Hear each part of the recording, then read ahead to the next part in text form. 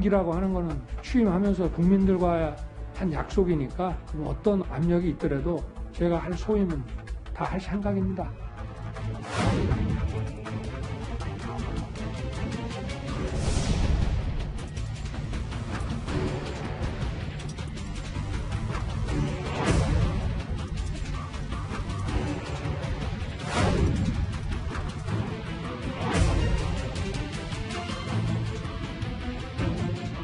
제가 뭐 의원이고 한다면은 분명히 해임에 들어갈 텐데.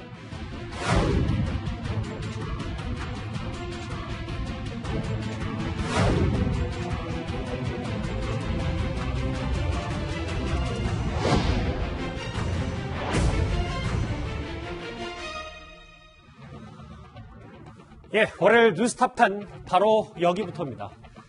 내일 2차전이 본게임이라는 윤석열 총장 징계위원회를 하루 앞두고 추미애 장관과 윤석열 총장이 각각 SNS에 각자의 심경을 우회적으로 표현한 메시지를 남겼습니다. 먼저 윤 총장 얘기부터 짚어보도록 하겠습니다.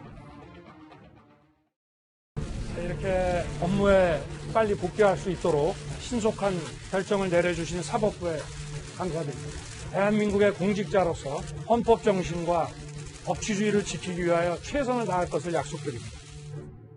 중간중간에 상황은 말씀을 드렸고요. 진행되는 절차는 말씀드렸고요. 특별히 거기에 대해서 저희한테 특별한 말씀은 안 하시고 중간중간 진행되는 상황을 알고 계시고요. 기본적으로 총장님은 저희 변호인들한테 어쨌든 최선을 다해달라고 하시는 당부가 기본 입장이십니다. 징계위 하루 앞두고 먼저 이 얘기부터 하나하나 짚어보도록 하겠습니다. 이현정 의원님. 네. 그림을 좀 제가 대략적으로 설명을 해야 될 것 같은데 네. 윤 총장 개인 SNS 메신저 프로필에 본인을 좀 지칭하는 캐릭터 사진 올린 다음에 이 단어, 이 구절을 올렸습니다. 어떤 네. 의미라고 지금 하나하나 생각하면 되겠습니까? 원래 우리가 이제 저걸 푸사라고 그러죠. 프로필 사진이라고 그러는데 보통 SNS에 이제 저런 사진과 글을 남길 때는 정말 자기가 제일 좋아하는 사진, 자기가 어떤 면에서 항상 보면서 좀 어떤 자기의 어떤 심정을 표현할 수 있는 사진. 그렇죠. 또 이 문구도 보면 자기의 어떤 그 마음속에 가지고 있는 여러 가지 이야기를 좀 압축적으로 하는 이야기를 많이 남깁니다. 근데 저 Become and Strong이라는 그 이야기는 뭐냐면 침착하고 강하게 이게 노인과 바다에서 나오는 이야기거든요. 예. 정말 노인이 청새치를 잡기 위해서 정말 며칠 동안 사투를 벌이다가 정말 그 자신이 마음속으로 정말 다짐을 하면서 견뎌냈던 바로 그 이야기입니다. 바로 윤석열 검찰총장이 그 노인의 어떤 심정인 게 아닌가. 즉 어떤 면에서 보면 포기하고 싶을 때, 좌절하고 싶을 때 저 이야기를 되새기면서 자신을 좀 더 강하게 만드는 바로 그 이야기를 이제 제가 원래 없었습니다. 저 글이. 예전에는 이제 그 사진만 있다가 또 지웠다가 최근에 사진을 올리면서 이 글을 이번에 이제 최근에 올렸어요. 잠시만요. 아까 그래픽을 한번 부탁드려도 될까요? 그러니까 원래 애초에 알려주기로는 저도 좀 그게 궁금했는데 윤 총장 그럼 그 전에 프로필 사진은 뭐였는지. 근데 이 사진만 있고. 사진만 있었어요. 그리고 이 내용은 없었었습니다. 그렇습니다. 한 번 있다가 또 이제 그걸 지웠다가 최근에 또 자신을 다시 올리면서 이제 그 글귀를 올린 거예요. 그만큼 현재의 어떤 자신의 상황이 백척간두에 있는데 정말 자신을 어떤 면에서 보면 좀 더 마음을 다지기 위한 그리고 꿋꿋하게 나가겠다. 그 이야기를 담아놓은 게 아닌가 싶습니다. 저희가 그래서 구자욱 차장 여기 네. 뭐 노인과 바다를 연상하는 듯한 사진까지 준비를 했는데 네. 그 문학 쪽 소양이 좀 깊으시잖아요, 구자욱 차장. 아유, 문학을 전공했을 뿐입니다. 이 해밍웨이의 노인과 바다의 어떤 면이 도대체 윤 총장의 지금 신경과 맞닿아 있다, 뭐 이렇게 좀 저희가 해석해봐도 되겠습니까? 네. 저는 이제 앞에 비캄이라는 부분을 보면은요. 예. 지금 내일 징계위에서 어떤 결정이 내려질지는 모르지만 자신이 생각할 때는 인정하고 싶지 않은 결정이 내려질 가능성이 크다. 아하. 그런 상황이 오더라도 흥분하지 말고 침착하게 평정심을 좀 유지해야겠다. 이런 스스로에 대한 다짐이 비캄이라는 그 표현에 담겨 있는 것 같고요. 예. 그 뒤에 있는 be strong, 이 힘을 내자, 용기를 내자, 그렇죠. 강해지자. 이런 것은 뭐냐면 온당하지 못한 어떤 처분에 대해서도 굴복하지 않겠다. 이런 자신의 어떤 의지가 저 스트롱에 담겨 있지 않나. 뭐 이렇게 해석해 볼 수 있을 것 같습니다. 그러니까 노인과 바다에도 그 좀 명작 고전에 있었던 인용할 정도로 본인 스스로도 이렇게 다짐하고 또 다짐한다, 뭐 이렇게 받아도 되는 거죠. 얼마나 많은 문구 중에서 고르고 골랐겠습니까? 그러니까 자신이 지금 처해 있는 상황을 돌파해내기 위한 어떤 키워드로서 침착하게 하지만 용기를 내서 이 강하게 대응하겠다 이런 의지의 표현이 이 푸사 이 설명 문구에 좀 담겨 있다 이렇게 볼 수 있을 것 같습니다. 물론 뭐 꿈보다 해몽이 더 저희가 좋은지는 모르겠지만 징계위 직전에 또 이런 문구가 SNS 개인 메신저 이 메시지에 등장했기 때문에 여러 가지 해석이 나올 수밖에 없습니다. 그런데 윤석열 총장이 내일 징계위에 직접 나가서 최후 진술을 할 수도 있다 이런 방안을 두고 고심하고 있는 것으로 전해졌습니다. 다음 기일에 뭐 전격적으로 총장님이 출석을 하신다거나 뭐 그럴 가능성도 있습니다. 그 부분에 대해서는 제가 말씀드리기가 그렇고요. 예, 그거는 아마 다음 길이 잡혔으니까 그때 또 총장께서 생각하시지 않겠습니까? 지금 변호인들이 말씀드리는 상황은 아닌 것 같습니다. 나흘 전에도 저 얘기를 했고 오늘도 변호인 측의 얘기는 내일 오전이 돼봐야 윤 총장이 직접 징계위에 나오는지 안 오는지 알 수 있다. 정태현 변호사님은 어떻게 예측을 좀 하십니까? 그래서 기본적으로 검사 징계위원회 반드시 뭐 혐의자가 출석할 의무는 없습니다. 그러나 지금 윤 총장 변호인 측에서는 이 징계위원회 구성 자체가 법을 위반한 것이 위협하다. 그렇게 주장하고 있지 않습니까? 처음 구성할 때도 사람이 빠지면 예비위원으로 둬야 돼. 그렇게 안 했고 또 기피 신청을 했는데 그 기피 신청을 결정하는 그것도 이제 위협하고 그런 입장인데 본인이 나가서 그 징계위원회 그 절차에 순응을 하면 결국 그런 잘못을 치유해주는 그런 걸 오해될 여지가 있다 이런 것도 있는 것 같고요. 또 일반적인 경우에 생각을 해보면 이제 변호인 입장에서 꼭 본인이 꼭 나가서 얻을 것은 겁니다. 우선 그 징계위원에게 우선 뭐 호소를 할 필요가 있을 때는 본인이 나가서 해야 되겠죠. 변호인이라는 건 별로 꼭 없으니까요. 또 때로는 이게 사안이 복잡해서 본인이 아니면 모르는 그런 게 튀어나올 경우에 변호인이 대처를 못하면 본인에게 물어갈 수가 있거든요. 근데 그건 그런 것들도 아니고 본인 얘기는 들어보나 마나 명확한 것이고 따라서 여러 가지 점으로 볼 때 뭐 윤 총장이 굳이 그 징계에 나갈 그런 그 실천적인 그런 그 필요성은 없는 걸로 보입니다. 물론 윤 총장이 개인이 뭐 잘못한 게 없으니까 떳하게 나가겠다. 그럴 수는 있지만 실리는 없는 걸로 보입니다. 정 변호사님 하나 더 질문을 드릴게요. 여기 보면 윤 총장 측 변호인은 뭐 전원입니다만 불법적인 징계위에 가서 무게를 실어줄 이유가 없다고 생각한다. 변호인들은 윤 총장에게 계속 가지 말라고 하는 중이다. 이런 얘기까지 전해지는데 네, 그렇습니다. 그럼에도 불구하고 내일 만약에 윤 총장이 직접 나가서 최후 진술까지 한다. 그럼 윤 총장의 뜻은 나 물러서지 않겠다 이렇게 받아들여도 되는 거죠. 그렇기도 하고 이제 본인이 이제 내일 가서 어떤 진술을 한다 그러면 아마 그거는 녹취가 될 겁니다. 녹취록에 남을 것이고 그것이 앞으로 이제 행정소송을 한다든지 또는 장기적으로 볼 때 기록으로 남기 때문에 그 기록을 반드시 남겨서 본인의 억울함을 명백하게 기록해 두겠다는 의지가 있을 때는 갈 수 있을 걸로 보입니다. 알겠습니다. 윤 총장은 이런 의미심장한 얘기를 한 반면 추미애 장관은요. 오늘 자정 즈음에 자신의 SNS에 다시 한번 검찰 개혁을 강조하는 글을 올렸습니다. 관련해서 화면을 잠깐 보고 오겠습니다. 장관님, 징계위 공정성에 자꾸 거리 좀 얘기해 주세요. 한 말씀만 드리겠습니다.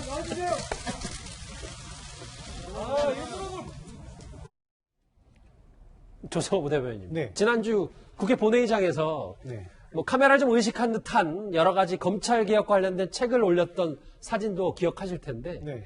여기서 이제 오늘 이 관련해서 좀 얘기를 했어요. 중간중간 숨이 턱턱 막혔다. 공수처 더 이상 고민할 이유가 없다. 검찰 개혁도 다시 한번 강조한 것 같더라고요. 예, 뭐 그 이 일련의 사태뿐 그다음에 또 이제 윤 총장과 뭐 그 추 장관의 대립뿐만 아니라 최근에 그 이른바 그 검사 술접대 사건과 관련된 뭐 검찰의 결론에 대해서 국민들이 쉽사리 납득하지 못하는 부분들이 좀 있고 하니까 예. 그런 부분 관련해 가지고 좀 일반적인 신경을 전체적으로 한번 밝힌 것 같습니다. 왜냐하면 이 검찰이 이제 과거와 현재에 이르기까지 유독 제 식구 감싸기 내지는 조직 이기주의 아니면 뭐 다른 말로 얘기하면 뭐 그 조폭식 조직 문화 뭐 이런 부분들에 관한 비판들이 많았기 때문에 그런 비판 관련해서 이제 그 아무래도 공수처와 같이 또 다른 기소권을 가진 견제기관이 없이는 이 무소불위의 이 검찰 권력을 이게 통제하거나 뭐 그다음에 민주적으로 제어하거나 할 수 있는 방법이 없다. 그런 부분에 대한 신경을 본인이 밝히면서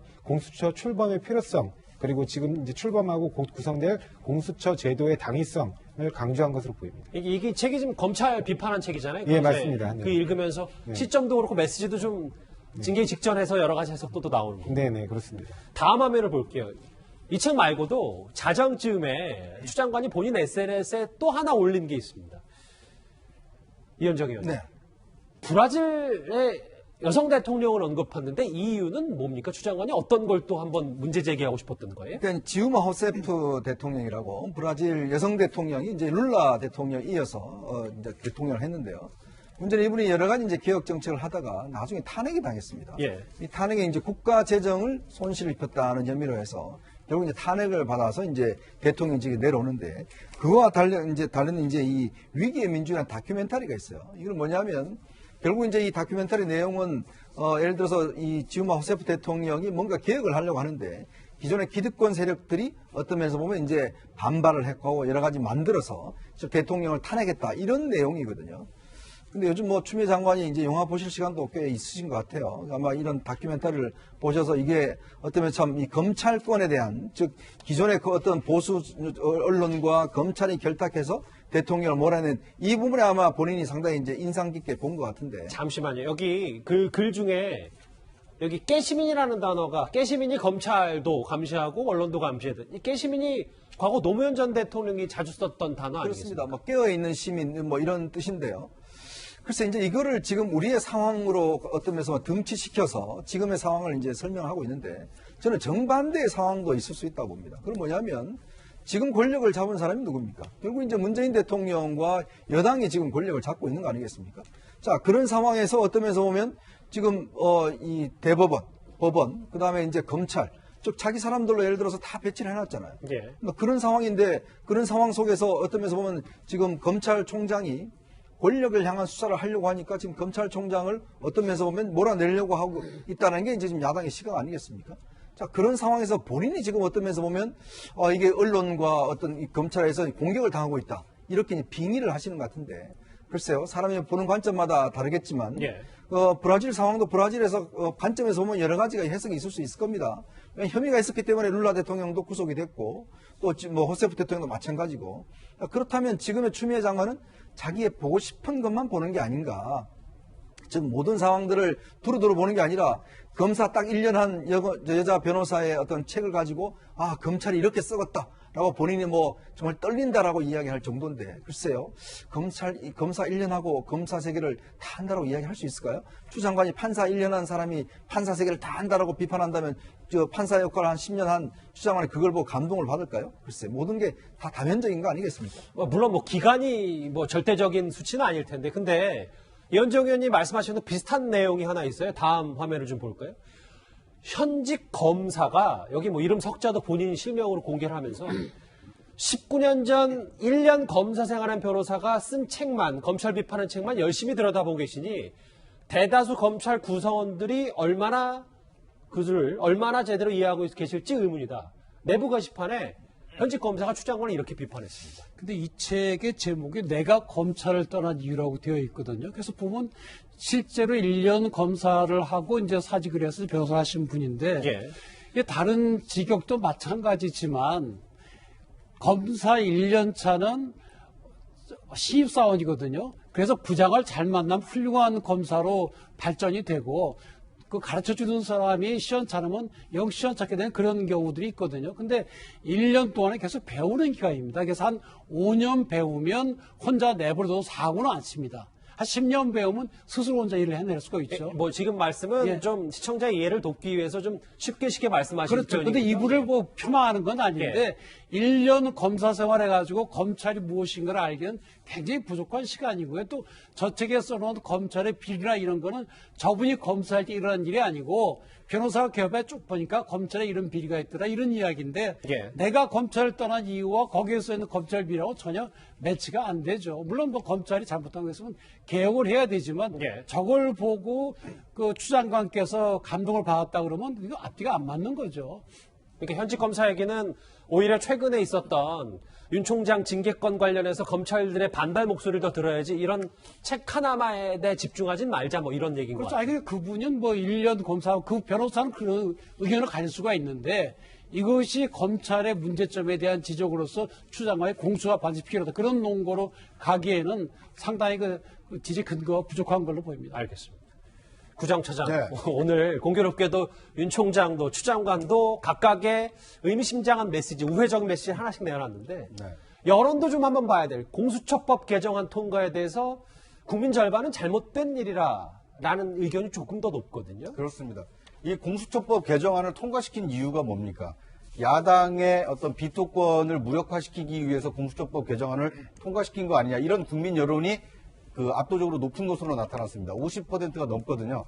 그리고 이 공수처법 개정안 통과 당시에 기권 투표를 한 이 정의당 이 장혜영 의원이 이런 얘기를 했습니다.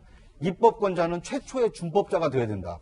공수처법을 통과시킨 국회가 그 법을 지키려고 하지 않고 무력화시키기 위한 개정안을 내는 것이 과연 온당하느냐, 이렇게 주장하면서 기권을 했거든요. 예. 그러니까 물론 다수 의석을 확보하고 있기 때문에 여당 주도로 공수처법 개정안을 통과를 시켰습니다만, 그걸 지켜본 다수 국민들은 아니 왜 자기들이 통과시킨 법을 지키지 않고 시행해보지 않고 개정안을 내는 것일까? 자기들 마음대로 국가를 운영하려고 하는 것 아닐까? 이런 의구심을 가지고 있고 비판적인 입장을 가지고 있다는 것이 이번 여론조사에 좀 나타나 있다, 이렇게 볼 수 있을 것 같습니다.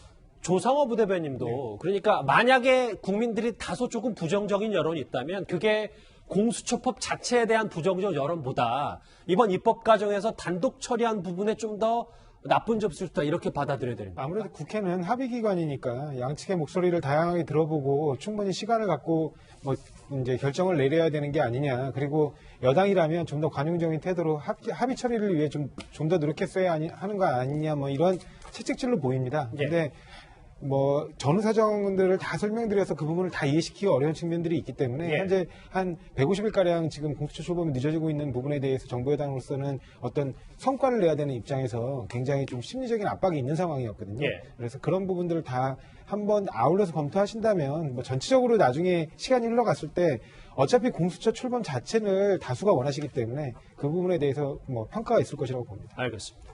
공수처법과 관련된 여론조사 결과와 징계위 직전에 있었던 윤 총장과 추미애 장관의 SNS 메시지 하나하나 첫 번째 이슈에서 따져봤습니다.